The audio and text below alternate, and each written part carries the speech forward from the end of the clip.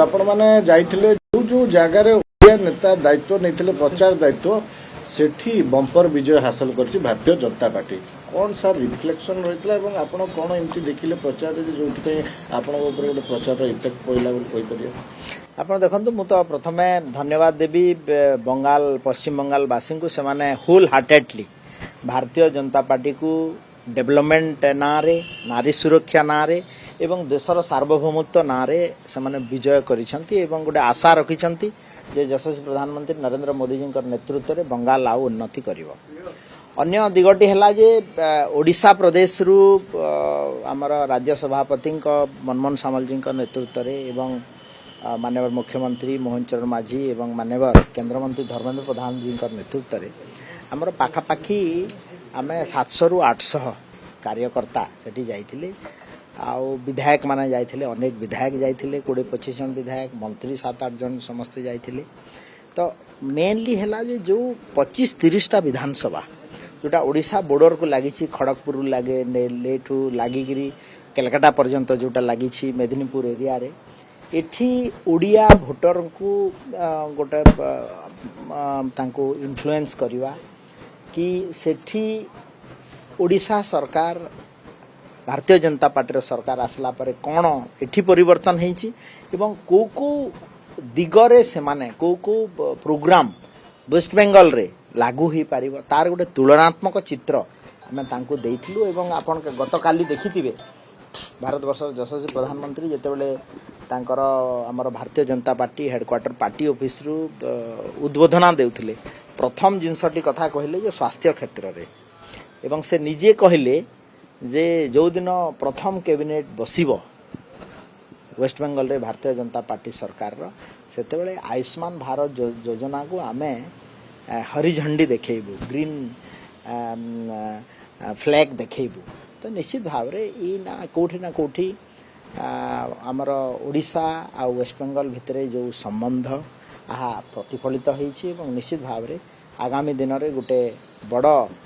आशा आकांक्षा भितर जो अच्छा वेस्ट बेंगल वासी ताहा निश्चित भाव पूर्ण चित्र सर देखो भुवनेश्वर एम्स रे प्राय 50% रु अधिक पश्चिम बंगाल लोक आसंती ये चित्र बदलिबो आगो को निश्चित भाव रे बदलिबो कारण आमे जेतेबेले भी जेतिकी ओडिया हमर मंत्री विधायक कर्मकर्ता जाइछंती आपण देखंतु सेपटे मेदिनीपुर रु नेकिरी खड़गपुर एपटे कलकाता बालेश्वर अंचल पाखापोखी माने एम्स आ एससी मेडिकल कॉलेज रे मैक्सिमम संख्या रे बंगाली लोक पश्चिम बंगर लोक ट्रीटमेंट पई आस्तले आ सेठी गुटे कथा कहंते सेतेबेले जे आम जदि एठी बीजेपी रो सरकार थांता आयुष्मान भारत लागू ही थांता एवं आमे 32,000 हॉस्पिटल रे सारा भारत वर्ष रे तार ट्रीटमेंट सुविधा पाई थांतो किंतु दीदी आमर संवैधानिक अधिकार को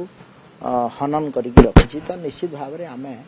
अवस्था सुधरिबो भारतीय जनता पार्टी आसिले एवं तार स्वास्थ्य सेवा रे मध्य अवस्था सुधर आज्ञा गोटे चित्र आम देखा पाइलु टीएमसी गला पर देश में प्रायतः जो आंचलिक दल गुड़िकर दबदबा था आंचलिक दल गुड़िकर दबदबा शेष हो जाऊँगी तेणु भारतीय जनता पार्टी गोटे बर्तमान ब्लूप्रिंट कर आंचलिक दल को रखिबनी कोठी आप देखो आंचलिक दलर बयस प्राय 15 रु 25 वर्ष था आप देखो भारत वर्षर सबू आंचलिक दलर गोटे स्टैटिस्टिकल एनालिसिस नियंतु एठी बिजु जनता दलर बयस सरीगला से गला तार बंगोपसागर टीएमसी गला आउ काली यशस्वी प्रधानमंत्री नरेंद्र मोदी गोटे कथा कहिथिले जे भारत वर्ष रे कम्युनिस्ट पार्टी रो जुग शेष होला केरल रे मध्य कम्युनिस्ट गला तो कम्युनिस्ट एवं आंचलिक दल ये दलर प्रभाव सरीला एवं एबे भारत वर्ष जेतेबेले 2047 बेले को विकसित भारत एवं विश्व गुरु आड़ को जाउछे नेशनल इश्यू भारतीय संविधान प्रदत्त लोकंकर अधिकार को आमे आगे नेबु एवं जेतेबेले अब्राहम लिंकन गोटे कथा मन पड़ुथबो अमेरिकार राष्ट्रपति परिवर्तन आपण गोटे समय रे लोक को थरे अधे ठकी पे किंतु सबु समय रे ठकी पारिबे तो जोटा कि आंचलिक दल गुड़ा करुले से काम सेटा भारतीय जनता पार्टी केबे करेनी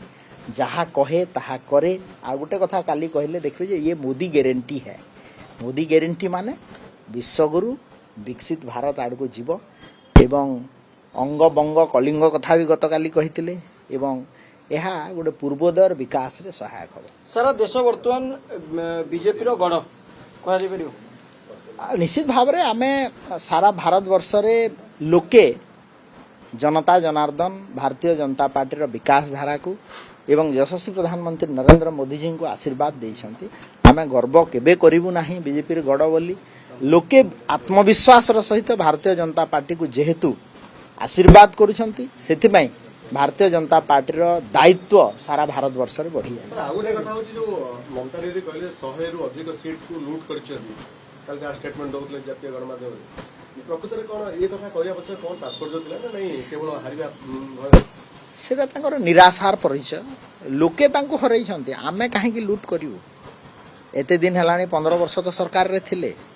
15 वर्ष रो सरकार निजे हारि जाउछंती। ममता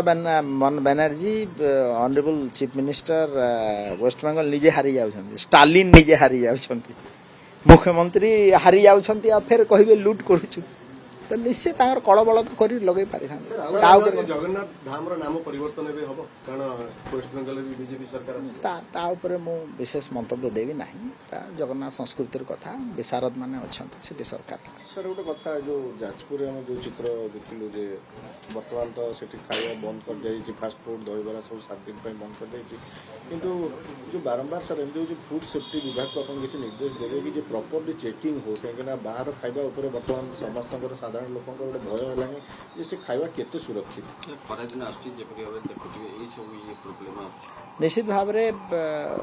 फूड सेफ्टी विभाग स्वास्थ्य विभाग ताकू व्यापक रिभैम परिवर्तन आवश्यकता अच्छी एवं आमे आगामी दिन में food safety officer district food laboratory गठन करिवार एवं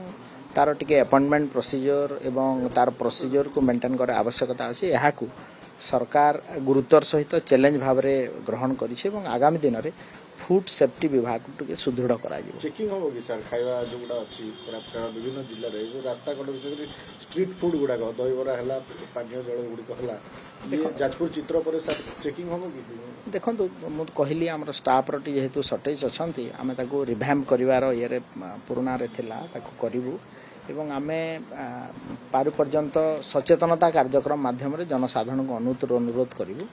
जे बासी खाद्य एवॉइड करंतु एवं कलेक्टर मान को कड़ा निर्देश दिया है मॉनिटरिंग करने ठीक है।